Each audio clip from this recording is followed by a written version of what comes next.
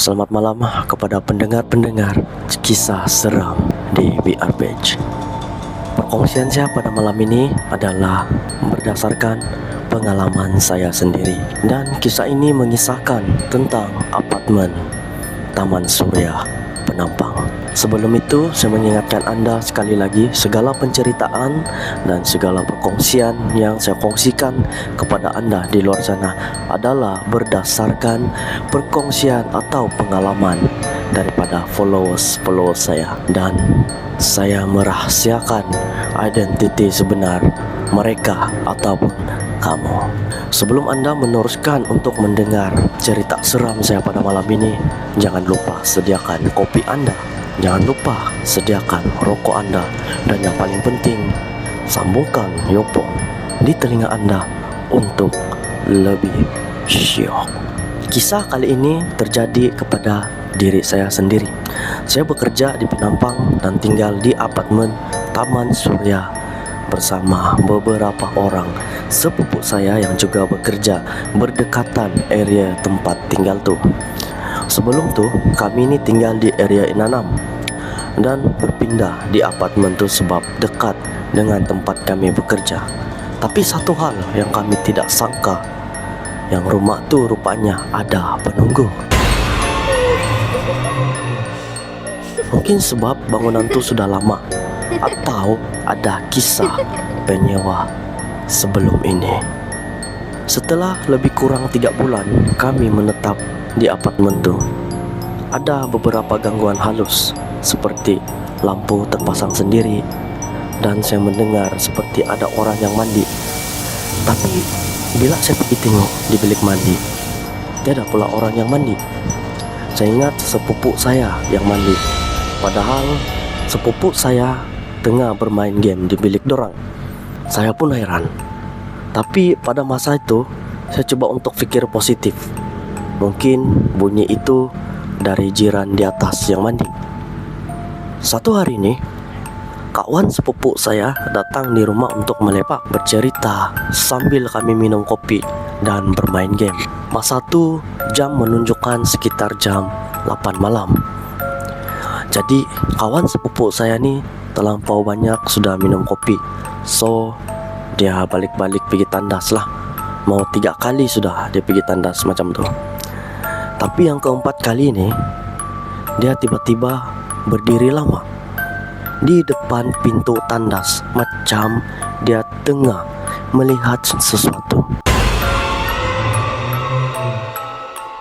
Lebih kurang beberapa saat macam tu, barulah dia jalan masuk tuh dalam tandas. Kami pun heran, tapi kami kasih biar sejalah. Selepas dia keluar dari tandas, dia tidak bercakap apa-apa. Kami pun sambunglah bercerita dan bermain game seperti biasa. Beberapa hari selepas itu, saya balik dari kerja seperti biasa. Sepupu saya tiba-tiba terus menghampiri saya dan bercakap sama saya, "Jo, kau tahu kah hari itu kenapa si Anu hari itu berdiri lama di depan tandas rumah kita?" "Kenapa, Jo?" "Tadi dia ada teks saya bah di WhatsApp. Dia tanya, di rumah kita ni ada budak kah?" Lepas tu saya jawab, "Tiada, kenapa?" Lepas tu kan Jo, kau tahu apa dia jawab? Dia nampak ada budak jalan masuk pergi tandas di dapur kita. Saya agak terkejut juga, dan saya tanya sepupu saya, "Ah, betul kah? Bukan dia kasih main-main kau sejak tuh?" Kemudian sepupu saya membalas dengan nada yang sangat yakin, "Dia tahu lah Jo." Begitu yang dia cakap sama saya. Tapi dia ini tidak menipu punya orang lah, sebab kami ini sudah lama kenal lah. Jadi saya tahu perangai dia macam mana. Masa tu saya masih coba untuk berpikiran positif, tapi meremang juga lah saya rasa. Dan saya cakap sama sepupu saya, "Dah lah tu Jo, mungkin dia silap nampak kali." Kemudian saya pun buka baju kerja dan pergi mandi. Dalam fikiran saya masa tu berfikir, betulkah apa yang kawan sepupu saya tu cakap? Saya ni jenis tidak percaya kalau saya tidak mengalami situasi itu sendiri. Tidak lama selepas kejadian tu, istri saya datang pergi rumah sewa kami. Istri saya bekerja di Kota Belud dan hanya ujung minggu saja dia datang di KK. Di rumah pada masa itu, saya tengah bermain game bersama sepupu saya. Biasalah, ujung minggu tidak kerja, sebab ujung minggu adalah off day kami. Istri saya cakap dia mau pergi tandas. Saya jawab, pergilah. Baru saja istri saya jalan mau pergi tandas tuh, tiba-tiba dia berdiri lama di ruang tamu dengan muka yang agak terkejut. Dan dia masuk balik pergi bilik. Kami pun heran. Kami ini masa itu di ruang tamu juga lah. Tapi saya kasih biar sajalah, mungkin dia tidak jadi pergi tandas, dalam pikiran saya masa itu. Selepas kami siap main game, saya masuk bilik dan bertanya sama istri saya, sayang cakap mau pergi tandas, kenapa berdiri aja tadi tiap pergi tandas? Dan dia pun jawab, Bi, ada budak ke dalam ni rumah? Saya terkejut sebab pertanyaan dia tuh sama dengan pertanyaan kawan sepupu saya. Kemudian saya menjawab, tidaklah sayang, baru saya saja yang kawin nih dalam ni rumah, yang lain semua bujang tuh. Mungkin saya silap nampak batu. Saya coba kasih tenang istri saya. Mana ada saya salah nampak? Betul lah saya nampak. Kalau saya tidak nampak mana saya tanya. Saya pun menjawab, tiada lah tuh, bila tidur.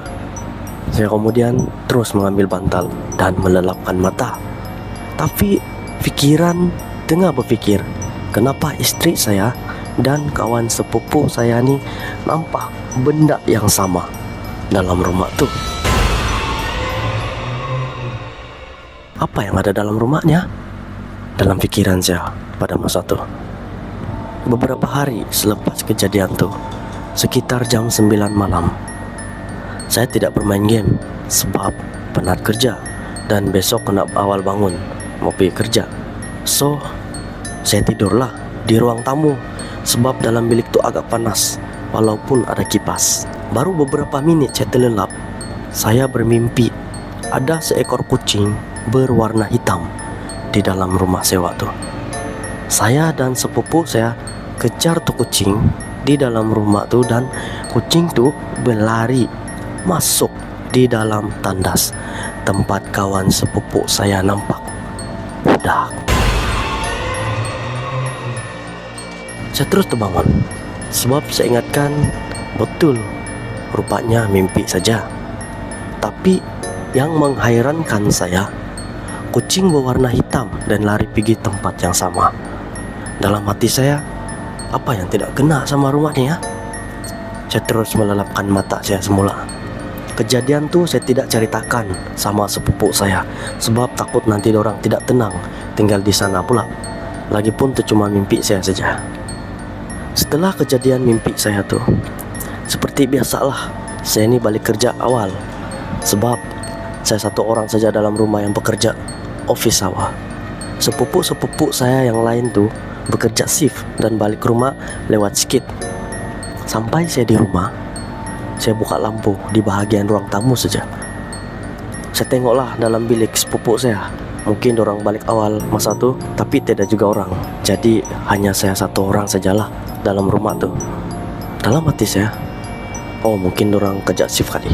So, saya bukalah baju kerja sambil saya bernyanyi-nyanyi sebab keadaan terlampau sunyi di ruangan itu. Tiba-tiba gitar saya yang bersandar di dinding ruang tamu tuh berbunyi. Saya terkejut dan melihat ke arah gitar tuh. Dalam pikiran saya, mungkin ada benda atau serangga kecil jatuh di situ. Tapi bila saya pergi tengok, satu benda dan serangga pun tiada yang jatuh berdekatan dengan gitar tu disandarkan. Kemudian saya pasang lampu di semua bahagian, di bilik sepupu saya dan di dapur, juga di dalam tandas. Pada masa itu perasaan saya sudah agak takut, tetapi saya memberanikan diri saya sambil saya bercakap dengan nada suara yang tinggi. Jangan kacau kami tinggal sini bagus-bagus. Kami tidak kacau kau, janganlah kau kacau kami. Pergilah tempat lain, janganlah kacau-kacau kami.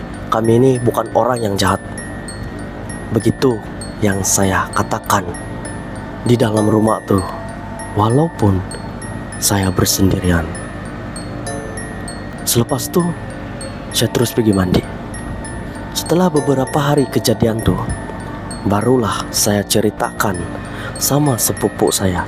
Sebab saya terlupa, biasalah busy kerjaan. Tapi setelah kejadian tuh dan selepas saya cakap macam tuh dalam rumah tuh, tiada sudah gangguan yang mengganggu kami. Cuma kadang perasaan takut tuh ada juga. Tapi saya beranikan diri saja. Sampailah sekarang gangguan tuh hilang begitu saja. Adakah mungkin budak tuh mendengar dan takut sama saya pada hari itu? Atau memang itu adalah perasaan kami semata-mata? Sekian penceritaan saya pada malam ini. Segala penceritaan yang Anda dengar pada malam ini adalah berdasarkan kisah benar daripada saya ataupun daripada perkongsian followers saya. Jika Anda ada perkongsian atau Anda ada pengalaman tentang kisah-kisah seram Anda, kongsikan sama saya di page BR saya. Bertemu lagi kita di next perkongsian kisah seram tengah malam Anda.